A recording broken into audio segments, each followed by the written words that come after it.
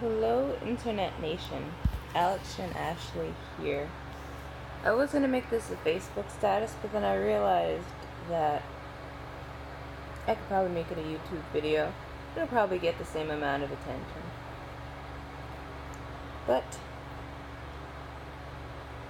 yes, what I wanted to talk about today.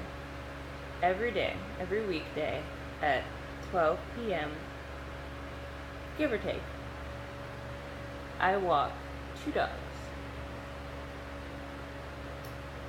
Bodhi, who is a golden retriever, and Jefferson, who is a border collie. Now, I love all my dogs. Excuse me. I love all my dogs equally, but I will not lie. I do have a bit of favoritism when it comes to my dogs, because I have my favorite breeds for reasons, and these breeds are always reminding me of said reasons. But I don't want to say I prefer Jefferson. They're a package. They come together. But Jefferson, he's my homeboy, because border collies are intelligent, especially compared to golden retrievers, who are a lot less so. Which is interesting, because you have this smart-ass dog and this not-so-smart-ass dog who likes to get peed on. But I digress. Now, I have this personal theory that society is a little, I guess, racist when it comes to dog breeds in general, just advertising in general. You know, we enjoy our blonde white women to model everything, and when it comes down to it, the golden retriever is like the dog, the American dog. It's like the dog we advertise in everything. Hell, even listening to Google Play, there's an advertisement that plays for a microchipping company so that you can always know where your dog is or whatnot. And the dog they use in that advertisement is a golden retriever, which, you know, granted, I can't see it, but I've heard Bodhi whine enough to know what a whining golden retriever sounds like. All dogs sound different, and that is what a golden retriever sounds like. You go to like Petco or these pet stores, they have like usually golden retrievers. Sometimes they'll have like other breeds. Never like a pit bull, never like an ugly breed, never like controversial anything, never like an attack dog or like a terrier. Usually like either it's a small dog or it's like a lab or a golden retriever. It's usually a golden retriever. So when I walk my dogs, if my dogs are people dogs, I'll let people interact with them. And usually as you're walking your dogs down the street, some people will just like reach out when the dog is close enough and just give them a quick stroke as they walk by. Now, when I give affection, I try to give affection evenly, because these are still living beings, and they still require love and attention, and they still want love and attention.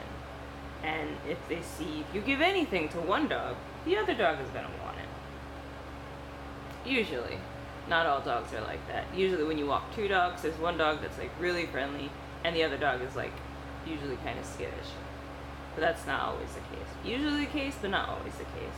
Bodhi and Jefferson, definitely not the case. Bodhi will jump on everything and anything, and Jefferson, well, he recently started jumping on me, but we have been building a relationship. He's not standoffish. He'll go up to people. He'll want affection. He'll go in your face if you have food.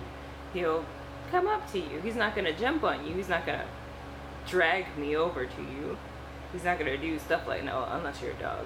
He's not going to do stuff like that unless you're like, hey, you, come here. But usually, when we're in the streets, people prefer Bodhi. Like, 10 times out of 10, if they're stopping us to say hello, it's to Bodhi. Or it's the both of them. It's never like, oh, is that a border collie? I love border collies. Let me get some of that action. Like, go over there, golden retriever. No, it's like, hey, your dog is beautiful. I'm gonna touch up this one and completely ignore the other one unless it comes to my face for attention.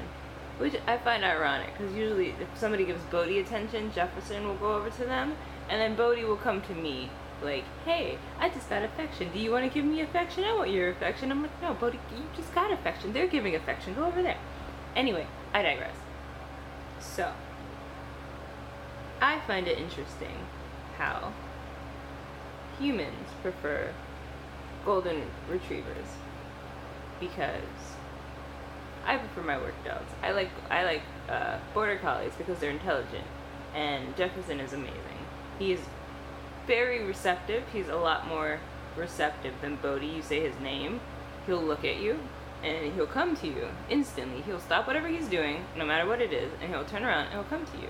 Bodhi, he might like glance over his shoulder, and like maybe acknowledge that you called him, but he's definitely gonna be doing whatever. He's also younger, but he's not as receptive.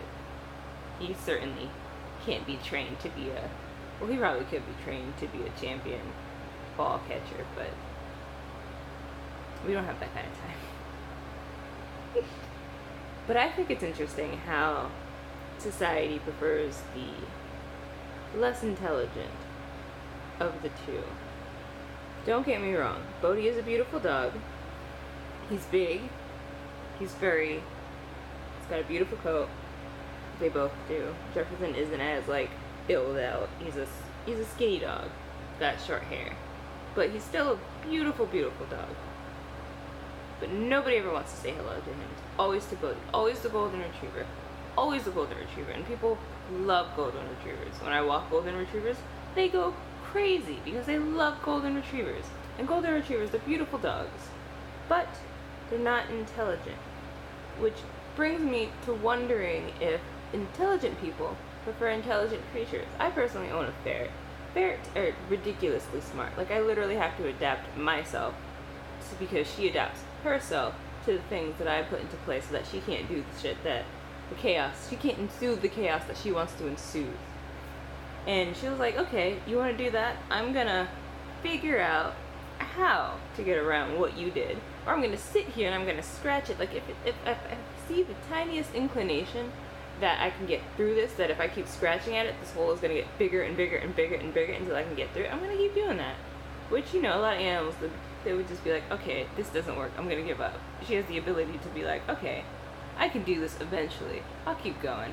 It'll be worth it. Which I like. You know, keeps me on my toes. It makes me think. It makes me go outside of my comfort zone. It's kind of like having a child who's capable of thinking, unlike most humans who are not capable of adapting at all and literally have to be told information continuously. I've come to the realization that it's pointless telling some people all the information that they would need up front sometimes. Because usually it's like, hey, I'm going to be here Tuesday, so if you can, like, go here Tuesday at this time, and this is the address. And then, like, the day comes, and they're like, hey, what time do I have to be there? Where do I have to go? And I'm just like, why did I tell you if it was redundant? Like, why are you wasting my energy? But I digress. This is about dogs. I have this theory that people prefer less intelligent creatures. Yes, indeed. Because we have these popular breeds. We have very specific popular breeds. But only a particular type of person prefers dogs that are smart. Not just like, you know, like a sheep herder, he's gonna enjoy having a border collie around because they're herd dogs. That's what they do. So they make your job easy. That's what they do. But me, I'm not a sheep herder. If I had a border collie, he wouldn't be herding sheep. I mean, granted, he might be herding like dogs, ferrets, and other animals, but he's not herding sheep, and I'm certainly gonna use his strengths, but I'm not gonna get him because of the strengths. I'm gonna get him because I like that breed, because they're smart and intelligent, and I enjoy my intelligent animals, because intelligent animals, you can communicate with them, and they respond much better than like humans. Like when I walk my dogs, Cody and Jefferson, you tell them to go left, they go left. You tell them to go right, they go right. Usually, most of the time. Sometimes I have to repeat it. But oftentimes, I can tell them to go hard left. Like, we're going this way, I need you to go left, right now. Directly. And they'll do that shit, like, instantly. They even know that that means cross the street. Even when we're crossing the street, I'll tell them to wait, they wait. I tell them, okay, let's go, they go. They'll stop, and they'll look at me like, what are you pulling the leash for? I'm like, wait. And they wait. I'm like, okay, tally-ho, let's go. Anything. It just in my head sometimes. And it's, whoop. Intelligent dogs. Like, almost like operating a sleigh sometimes. Which, from walking huskies, I'm realizing why they like use them for sled dogs, because I've never walked a husky. I've never walked with a husky. Actually, correction, I did one time because it was like a 14-year-old husky and he had no desire to run. Aside from that, I have never walked a husky. They literally do not walk. They do not tire out. They just run. They have one setting, and that setting is run. So we run because they are also strong dogs. So you're not going to sit there and tell this husky, no, we're not going to run today. He's going to look at you like, what? What do you mean we're not going to run today? You mean you're not going to run today. You're going to get dragged. And then you proceed to get dragged. So I see why they use them as sled dogs, and I look forward to having my gaggle of huskies, because it is a fun experience running with these dogs, and it takes a couple, but that's not what this is about. So, I don't know if anyone has any opinion on the subject matter about people, you know, common people preferring your common dog, and then your more advanced people preferring your more advanced dog. Like smarter people, they like smarter dogs. They like dogs that are, I guess, more, I don't want to say more people-like, because I'm coming to feel like people are just kind of like, definitely not the top of the food chain. Definitely not up there. They're under a whole lot of other animals. And at this point, we kind of are just sheep. A lot of people are just sheep. That they're just existing for somebody else's purposing, to make wool for somebody else. That is the only reason they are around. Like, and those are those people that are like, why would I want to think for myself? Why would I want to not be on autopilot all the time? Why would I want to make my own decisions? Like, why would I want to do anything outside? Why would I want to be like, stand outside of the crowd and follow my dreams? Why? To not be a sheep, to be a person, to actually be alive. Because being alive is important, but that's another video. It's another topic for another day. So yeah, I've rambled as much as I wanted to ramble. I have no idea how long this video is, because I'm not wearing my glasses and I'm not wearing contacts, therefore I can't see the time, and I'm not gonna look. So, goodbye, Internet Nation. Please leave your comments down below in the comment section about what you feel about the topic of smart people and smart dogs, and dumb people and dumb dogs. And there's nothing wrong with any dogs, smart or dumb. Doesn't matter how smart, doesn't matter how dumb. A dog is a dog, and a dog is gonna love you the way a dog is gonna love you. And an animal is an animal, and a being is a being, and all things are wonderful. So, keep being wonderful, you guys, because you're loved by this guy right here. Yeah.